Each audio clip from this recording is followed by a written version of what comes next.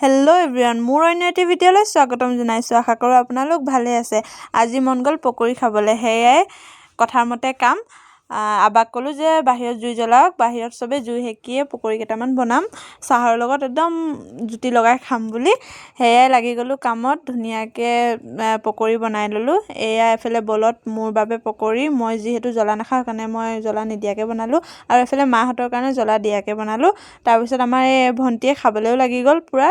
এফালে মই ৰাতিৰ বাবে সৰু আলুগুটি ভাজি বনাইছোঁ, আৰু এফালে মাছ বনাম, সেইবাবে পিঁয়াজ পাত আৰু বিলাহী পিঁয়াজ কাটি ল'লোঁ। এফালে মছলা দি মছলাখিনি ভাজি ল'লোঁ। ভাজি লোৱাৰ পিছত এইখিনি মাছ, মই যিহেতু ইমান মাছ নাখাওঁ সেইবাবে মই মাছৰ কথা ইমান ভালকৈ নাজানো, ইয়াক কি মাছ হয় নহয় মই একো গম নাপাওঁ।